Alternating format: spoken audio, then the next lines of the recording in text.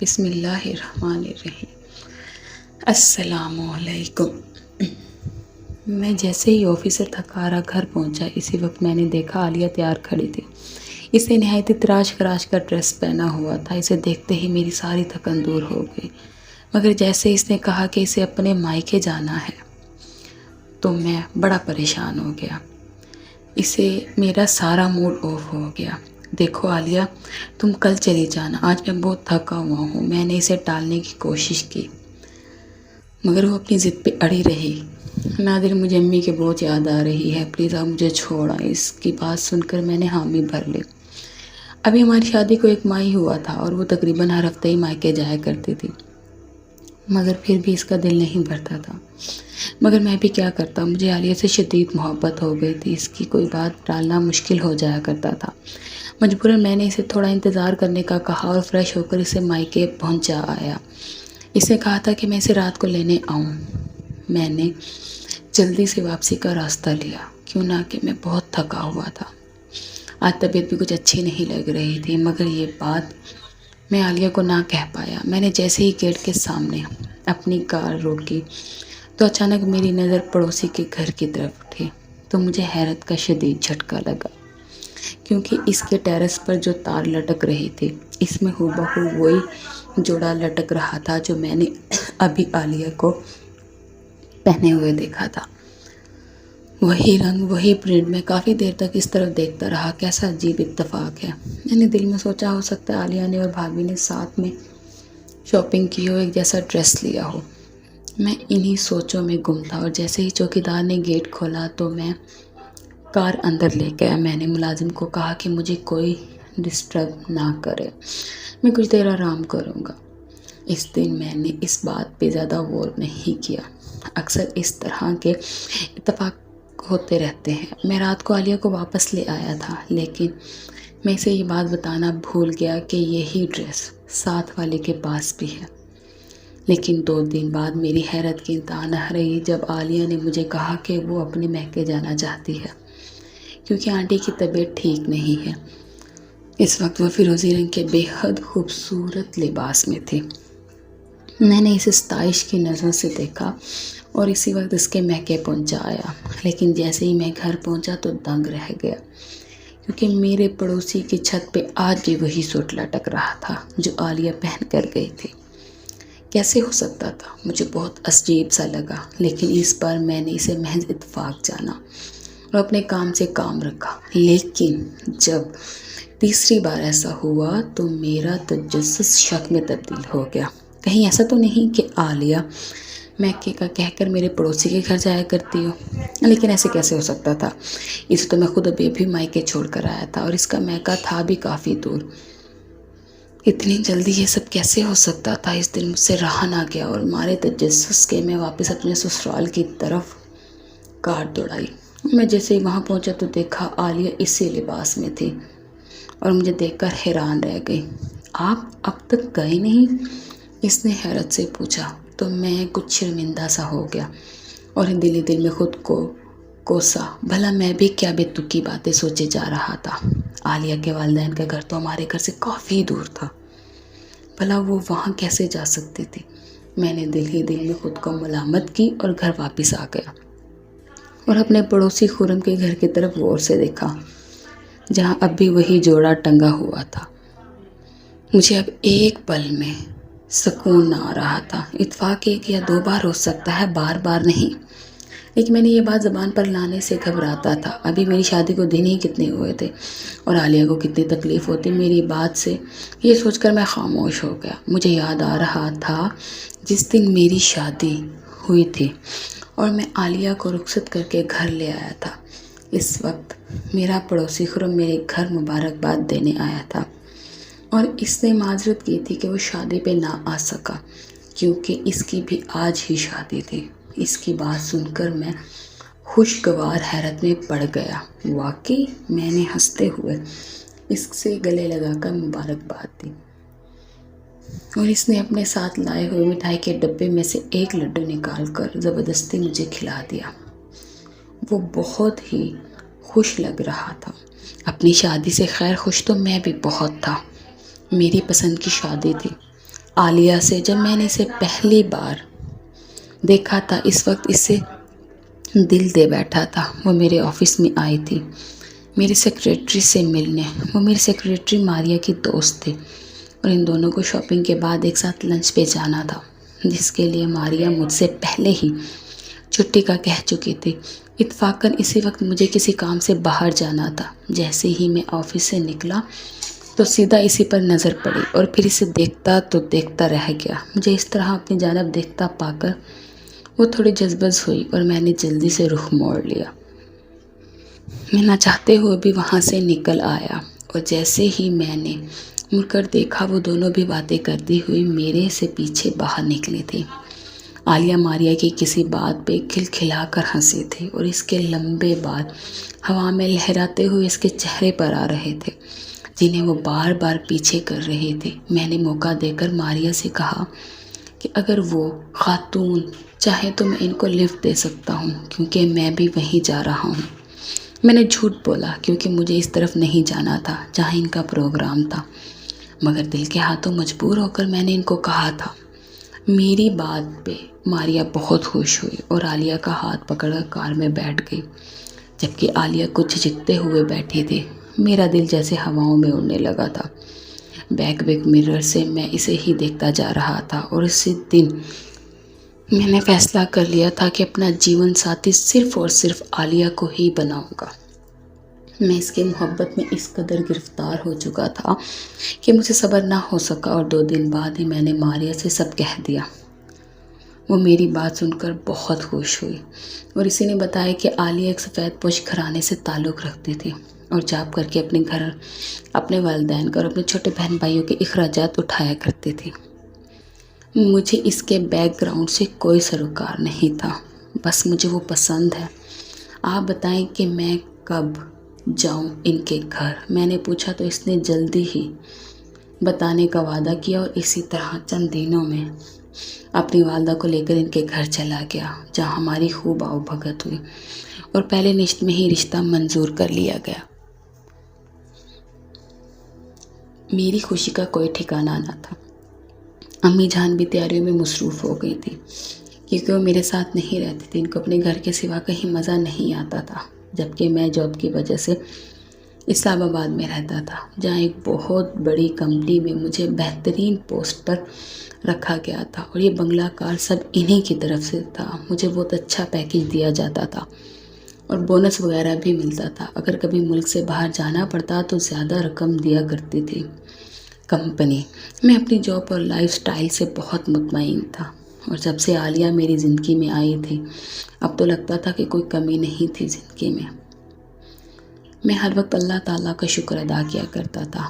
عالیہ بھی میرا بہت بہت خیال رکھتی تھی، ہر لحاظ سے ایک بہترین جیون ساتھی ثابت ہوئی تھی، مگر جب سے یہ سلسلہ شروع ہوا تھا میری راتوں کی نیند حرام ہو گئی تھی۔ اب تو میں عالیہ سے کوئی بات بھی نہیں کر پاتا تھا۔ وجہ یہ کہ جب وہ میکے جانے کا کہتی مجھے شدید غصہ آ جایا کرتا تھا۔ ایک دن تو میں چلا اٹھا، سارا دن امی کے گھر جانے کے بارے میں سوچتی رہتی ہو، ایک بار بھی تمہیں میرا خیال نہیں آتا کہ میں کیا چاہتا ہوں؟ میری آواز اونچی ہو گئی تھی، جسے سن کر وہ سہم گئی تھی۔ کیا ہو گیا آپ کو؟ مجھ سے کوئی غلطی ہو گئی؟ وہ اچانک سے آنسو بہانے لگی۔ اس کے حسین چہرے پہ خوف کے آثار تھے، جیسے اس نے کوئی بھوت دیکھ لیا ہو۔ میرا دل سے اس طرح دیکھ کر پگھل گیا اور میں نے اس سے اپنے رویے کی معافی مانگی اور کچھ ہی دیر بعد اسے اس کے میکے چھوڑ آیا۔ لیکن واپسی پر وہی جوڑا مجھے خرم کے گھر لٹکا ہوا دکھائی دیا۔ مجھے وحشت ہونے لگی تھی۔ میں اپنے کن پٹیوں کو دبانا شروع کیا۔ ایسا لگ رہا تھا جیسے کوئی میرے سر پہ ہتھوڑے برسا رہا ہو۔ ہر بار میں تصدیق کرنے واپس جایا کرتا اور عالیہ اور اسی کے گھر والے مجھے عجیب نظروں سے دیکھا کرتے اور کوئی نہ کوئی بہانہ بنا کر وہاں سے الٹے قدموں واپس آ جاتا۔ کیا ہو رہا تھا میرے ساتھ؟ کچھ سمجھ نہیں آ رہا تھا۔ اب تو عالیہ بھی مجھ سے خفا رہنے لگی تھی۔ میں سارا دن چڑچڑا رہنے لگا تھا۔ آفس میں بھی لوگ میری شکایت کر رہے تھے۔ اگر یہ جاب مل جاتی تو میں کہیں کا نہ رہتا اور اس لیے اب مجھے اپنے دل و دماغ کو فریش کرنا پڑتا، مگر کہ جس کے دل و دماغ میں اپنا عوام ڈیرا جما لے وہ بھلا کیسے ٹھیک رہ سکتا تھا۔ مجبوراً میں نے بیماری کا بہانہ کر کے 2 ہفتے کی چھٹی لے لی۔ انہی دنوں میں نے نوٹ کیا لیے کچھ پریشان اور بیزار سے دکھ رہے تھے۔ کبھی کبھی مجھے محسوس ہوتا کہ وہ رات کو کمرے سے نکل جایا کرتی تھی، اور جب میں اٹھ کر اسے پورے گھر میں ڈھونڈتا تو کہیں بھی نہ ملتی۔ مجبوراً جیسے ہی میں کمرے میں آتا تو وہ بیڈ پہ سو رہی ہوتی۔ ایک رات میں نے اسے جگایا، عالیہ کہاں گئی تھی تم؟ تب وہ حیرت سے مجھے دیکھنے لگی۔ آپ کو دکھائی نہیں دیتا؟ میں تو سو رہی تھی، بلکہ باہر سے تو آپ آ رہے ہیں شاید۔ وہ الٹا مجھے شک بھری نظروں سے دیکھنے لگی۔ اس کے بعد پہ میں خاموش ہو گیا اور کوئی جواب دیے بنا اپنی جگہ پہ لیٹ گیا۔ ہو سکتا ہے میں نے کوئی خواب دیکھا تھا۔ اس دن کے بعد سے عالیہ اکھڑی اکھڑی سے رہنے لگے تھے۔ میں نے بہت پوچھا کہ کیا پریشانی ہے تو عجیب نظروں سے مجھے دیکھا کرتی اور کہتی کیا ہو گیا ہے آپ کو؟ مجھے آپ کی دماغی حالت کچھ ٹھیک نہیں لگتی۔ اس کے اس طرح کہنے پر میں اپنا سر پکڑ لیتا۔ وہ ٹھیک تو کہہ رہی تھی، میں آج کل الٹے سیدھے باتیں ہی تو کرتا رہتا تھا، لیکن اب کی بار میں نے سوچ لیا تھا کہ اس معاملے کو حل کرنا ہی پڑے گا۔ اور جیسے ہی عالیہ کو میں کے چھوڑ کر واپس آیا تو حسب معمول وہی جامنی رنگ کا جوڑا خرم کے گھر چھت پر ٹنگا ہوا ملا۔ میں کچھ سوچ کر اندر گیا اور سیڑھیاں چڑھتے ہوئے چھت پہ پہنچا۔ میری اور خرم کی چھت بالکل ملی ہوئی تھی۔ میں نے چاروں طرف دیکھنے کے بعد اس کی چھت پہ چھلانگ لگا دی اور تار پہ ٹنگے کپڑوں کو ہاتھ لگا کر دیکھا تو تازے دھلے ہوئے تھے، ان میں سے پانی ٹپک رہا تھا۔ میں نے قمیض کے دامن کو بیچ میں سے پھاڑ ڈالا اور نفرت سے ان کپڑوں کو دیکھنے لگا جنہوں نے میری زندگی عذاب کر دی تھی۔ میرے تن بدن میں آگ لگی ہوئی تھی۔ میں جیسے ہی آیا تھا ویسے ہی واپس چلا گیا اور دوبارہ اپنے سسرال کی طرف کار دوڑائی۔ آج مجھے سچ کا پتہ لگانا تھا اور آج دودھ کا دودھ اور پانی کا پانی ہونے والا تھا۔ میں نے تیز رفتاری سے کار چلائی تھی اور جیسے ہی دروازہ کھٹکھٹایا تو عالیہ نے ہی دروازہ کھولا۔ وہ مجھے دیکھ کر حیران نہیں ہوئی تھی کیونکہ میں ہمیشہ ہی واپس آ جایا کرتا تھا، مگر اسے دیکھ کر میرے پیروں تلے زمین نکل گئی تھی کیونکہ اس کی قمیض کا دامن بیچ میں سے پھٹا ہوا تھا، بالکل ویسے ہی جیسے میں نے پھاڑا تھا۔ یہ سب دیکھ کر ہی مجھے اتنا طیش آیا کہ میں اپنے ہوش حواس کھو بیٹھا اور بنا سوچے سمجھے عالیہ کے گال پہ زور کا تھپڑ دے مارا۔ وہ اس حملے کے لیے تیار نہیں تھی اور چکرا کے گر پڑی اور زور سے چلا کر سب کو بلانے لگی، امی، بھائی، ابو۔ اس کے اس طرح چلانے پہ سب اکٹھے ہوئے تھے اور مجھے کچھ دکھائی نہیں دے رہا تھا۔ میں نے اس کا ہاتھ پکڑ کے کھینچا، چلو میرے ساتھ۔ میں بھی چلایا، کیا ہو گیا بیٹا، آپ ایسا کیوں کر رہے ہیں؟ میرے ساس سسر حیران و پریشان بیچ میں آ گئے اور پوچھنے لگے۔ میری سانس پھول گئی تھی، آپ یہ سب اپنی بیٹی سے کیوں نہیں پوچھتے؟ کس کو بیوقوف بنا رہی ہے؟ یہ میں اس کی طرف اشارہ کر کے ان کو بتانے لگا۔ بیٹا، اس نے کیا کہا ہے؟ میرے سسر نے میرا ہاتھ تھام کر نرمی سے پوچھا۔ انکل اسے پوچھے اس کی قمیض کیسے پھٹی ہے؟ میں نے اپنے تنفس پہ قابو پاتے ہوئے بمشکل کہا۔ میری بات وہ سب چونک کر ایک دوسرے کو دیکھنے لگے، لیکن اس کی قمیض تو ابھی گیٹ سے اندر آتے ہوئے دروازے پہ لگی کیل میں پھنس کر پھٹی ہے بیٹا۔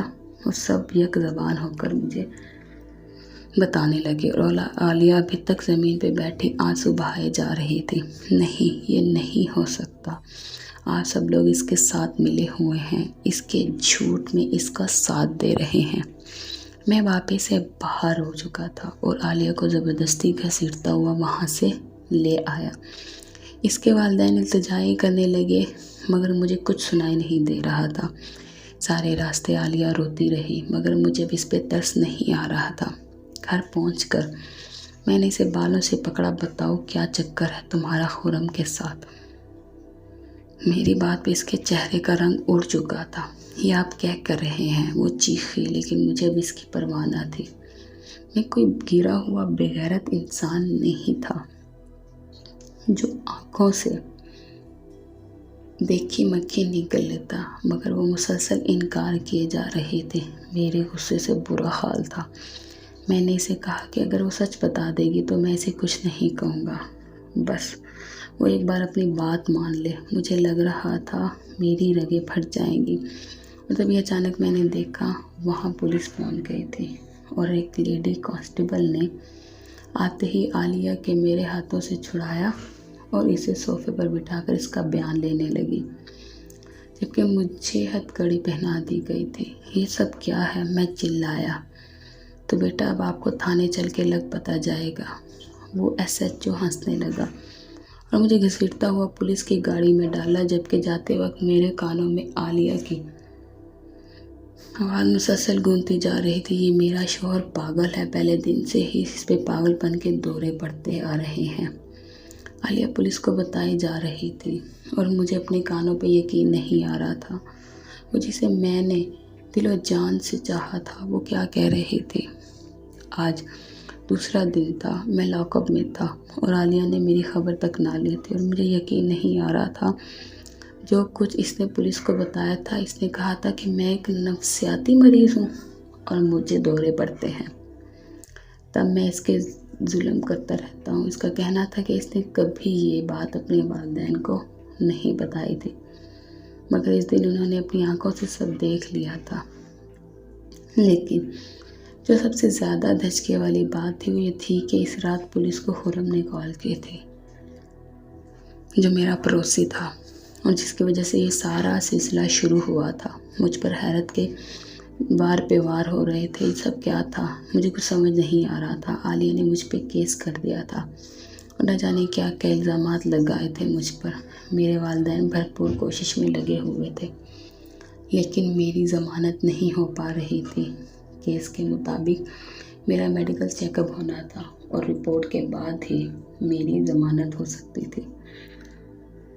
اور 2 دن بعد جب سائیکٹرسٹ نے مجھ سے سوالات کیے تو میں نے ان کو سارا واقعہ سنا دی، جسے سن کر وہ بھی ایسی نظروں سے دیکھنے لگی جیسے میں کوئی پاگل ہوں۔ ان کے اس طرح دیکھنے پہ مجھے اچانک غصہ آ گیا۔ آپ کو کیا لگتا ہے میں پاگل ہوں؟ میں نے طیش میں آ کر پوچھا تو وہ مجھے سمجھانے لگا، دیکھیں مسٹر، آپ جو قصہ بیان کر رہے ہیں وہ ناممکن سی بات ہے۔ اتفاق 1-2 بار ہو سکتا ہے لیکن بار بار نہیں۔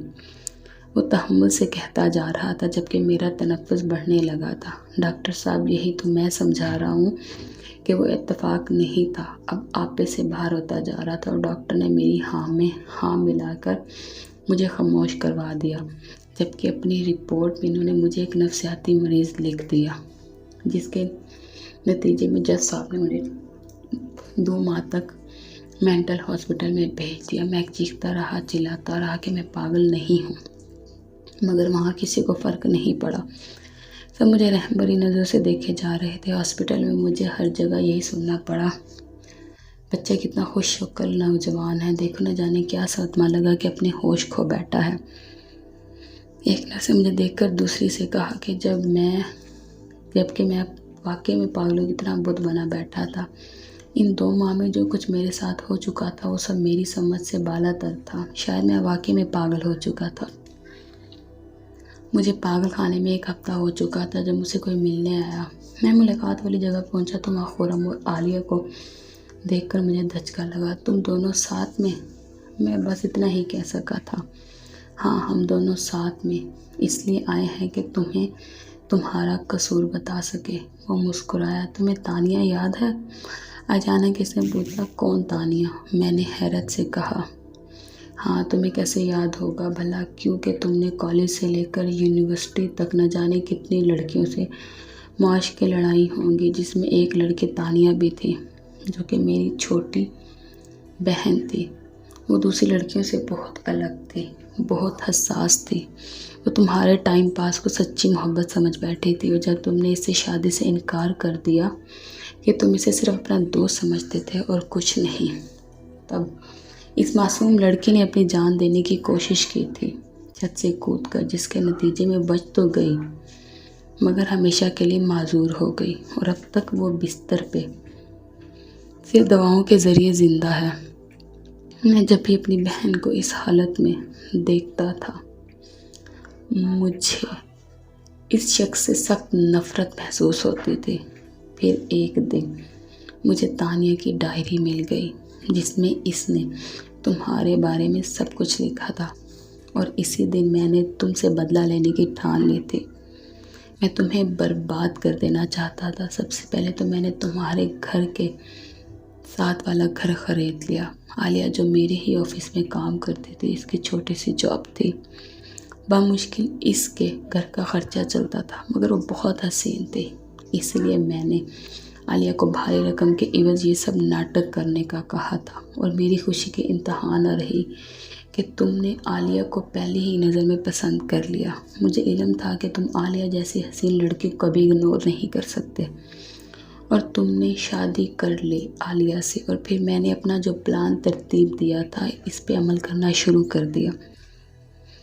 پہلے تو تم نے کئی دن تک میرے گھر کی طرف نہیں دیکھا، مگر ایک دن تمہاری بھٹکتی ہوئی نظر میری چھت پہ پڑ گئی، جو کہ تمہاری بربادی کا سبب بنی۔ اور یہی نہیں، میں نے عالیہ کو کچھ ایسی میڈیسن بھی دی تھی جس سے تم بات پہ اپنا ہوش کھو بیٹھو اور طیش میں آ جایا کرو، تاکہ سب تمہیں پاگل سمجھے۔ یہ سب بتاتے ہوئے وہ بہت خوش لگ رہا تھا۔ اس کے لبوں پہ طنزیہ ہنسی تھی، جبکہ عالیہ خاموش کھڑی تھی۔ مجھے آہستہ آہستہ سب یاد آنے لگا تھا۔ اب مجھے غصہ نہیں آیا کرتا تھا، کیونکہ میں ایک نرم مزاج کا بندہ تھا، اور وہ سب خرم کی دی ہوئی میڈیسن کا کمال تھا، جبکہ یہاں مجھے پرسکون رہنے کی دوا دی جاتی تھی۔ اب مجھے پاگل پن کے دورے نہیں پڑا کرتے تھے، اور آج بھی میں اپنے مکمل ہوش و حواس میں تھا۔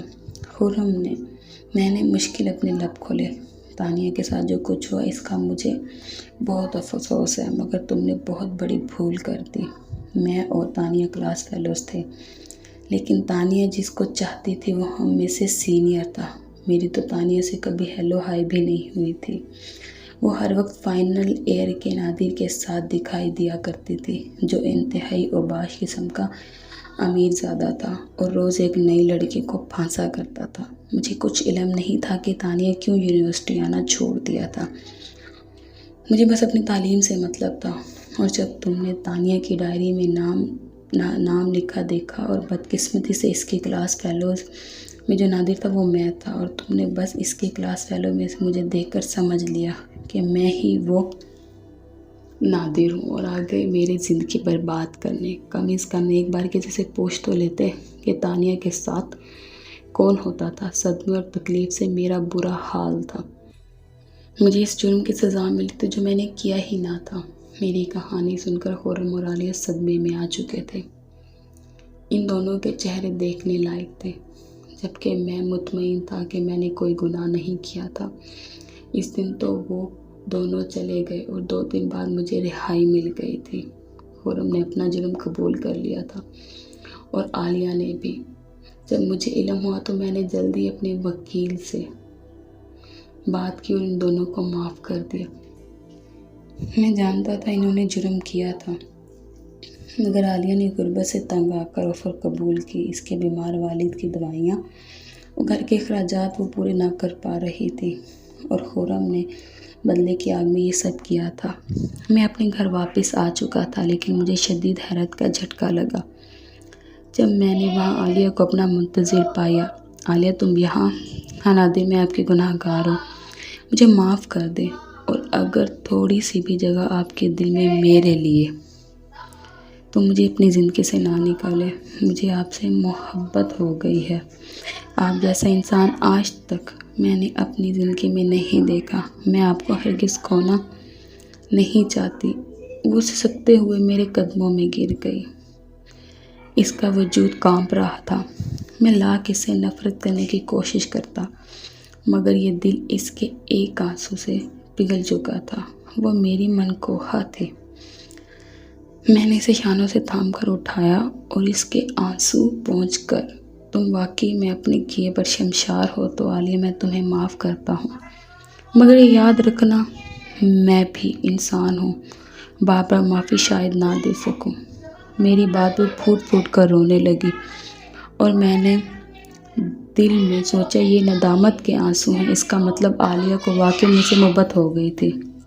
میں رب العالمین کا شکر ادا کیا جس نے مجھے میرا مان مرتبہ واپس دلا دیا تھا، ورنہ ایک غلط فہمی کی بنیاد پہ میری زندگی تباہ ہونے جا رہی تھی۔ اس لیے سیانے کہتے ہیں کہ کوئی بھی فعل سوچ سمجھ کر کرنا چاہیے۔